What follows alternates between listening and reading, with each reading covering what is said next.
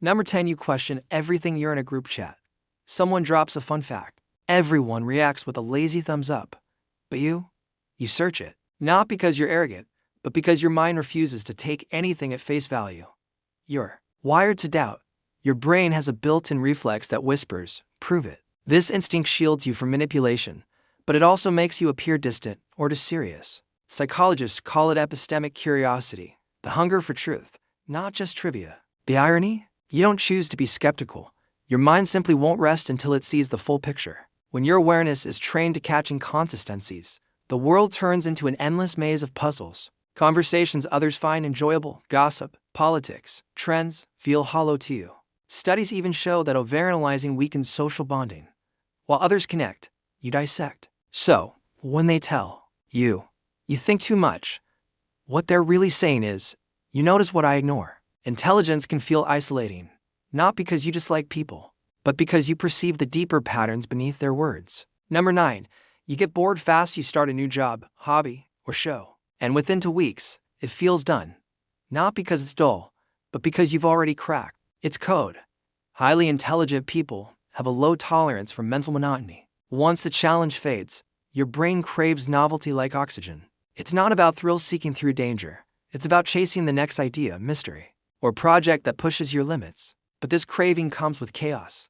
You might leap from passion to passion, friendship to friendship, not out of indecision, but because your mind demands stimulation. Psychologists call this the novelty paradox. The smarter you are, the harder it is to stay entertained by ordinary life. That's why you might thrive in crisis, mistaking chaos for creativity. You say, I work better under pressure. But truthfully, you're addicted to the rush of solving problems. Routine feels like decay.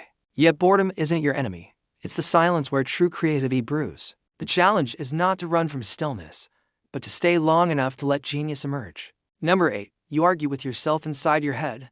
It's never quiet. 2, 3, maybe 5 voices debate every thought. You'll have a brilliant idea, then immediately destroy it with logic. It's not insecurity, it's mental cross-examination. Smart people run internal simulations long before they speak. You've already imagined 5 objections and counter-arguments before finishing a sentence.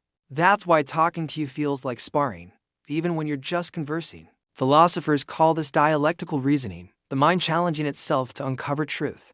But the cost is heavy.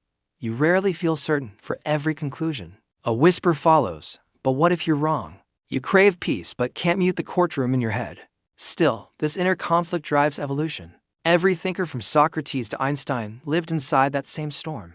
Number 7, you feel emotionally out of sync. You enter a room and instantly sense the atmosphere. A forced smile, a subtle tension, the silence between words. That's not paranoia. It's emotional intelligence in overdrive. Highly perceptive minds detect micro-expressions, tonal shifts, and energy changes others miss. But it's exhausting. When you feel everything, you absorb everything. Socializing drains you. Not because you dislike people, but because your subconscious is scanning every signal in the room. Their anxiety becomes yours, their discomfort, your burden.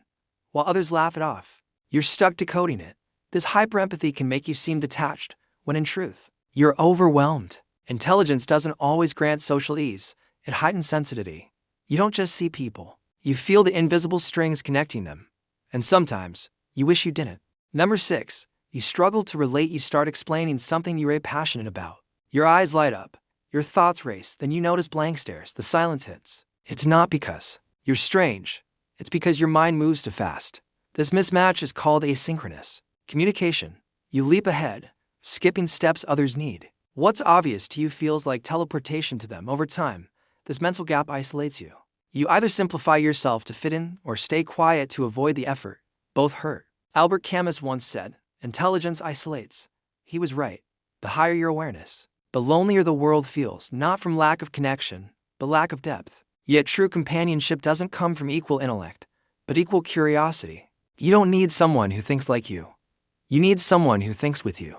Number 5, you're obsessed with patterns. You don't just see, you connect. Coincidences form constellations in your mind. A lyric, a glance, a number repeating. To others it's random. To you, it's part of a design.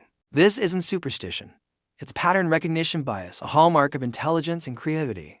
Your mind constantly seeks order in chaos. That's why you excel at problem solving, and why you can't stop thinking.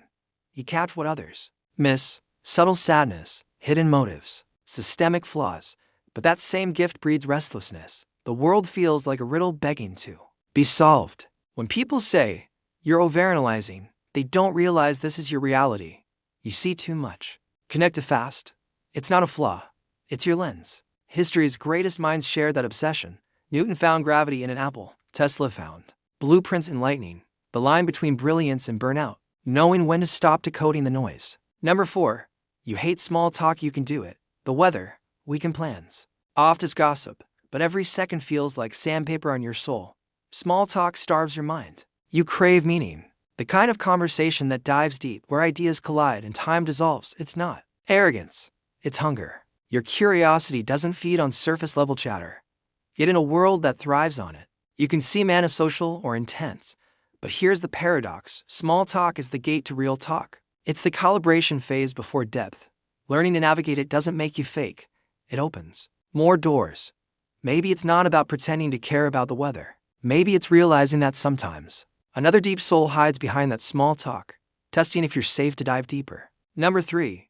You have a dark sense of humor. You laugh at things most people find disturbing, not because you lack empathy, but because you process absurdity faster than emotion. Studies from the University of Vienna show that people with higher IQs enjoy dark humor. Why? Because it demands holding multiple truths at once. It's wit born from paradox. While others recoil, you recognize the twisted poetry of existence. How pain and comedy intertwine. Your laughter isn't cruelty. It's survival. It's how you make peace with life's chaos. History's sharpest minds, Robin Williams, George Carlin, Stephen Hawking, all use dark humor as medicine for awareness. You're not laughing at pain. You're laughing through it. The ability to smile in the void is the mark of a mind that has seen too much and still chooses light. Number 2. You overthink happiness. Most people chase happiness. You study it. You ask, what is happiness? And in the process, dismantle it. Intelligent minds often suffer from existential dissatisfaction. The more you understand the nature of life, the harder it becomes to enjoy it simply. Success feels temporary. Joy fades too fast. You zoom out so far that everything looks insignificant. It's not depression, it's awareness. Turned inward.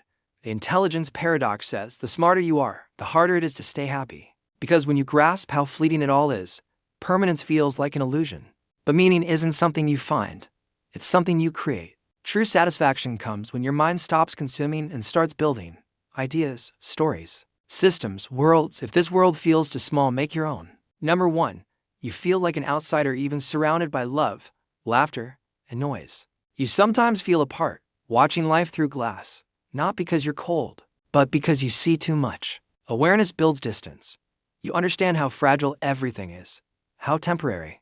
You notice the illusions people cling to just to survive. Smart people often live as both participant and observer, in the moment yet outside it. Psychologists call this metacognitive fatigue, the exhaustion of watching yourself think. You laugh, you talk, but a part of you is analyzing it all. It's irony. It's impermanence. It's not detachment. It's perception. Many great minds, Kafka, Da Vinci, Nietzsche, walked that same lonely edge. Solitude isn't punishment for intelligence. It's your recharge zone. You're not outside life. You're seeing it from above. The goal isn't to blend in. It's to find those rare souls who make your mind feel at home. That's it for today. More truths, more reflections, more awakenings. Subscribe so you don't miss what's next.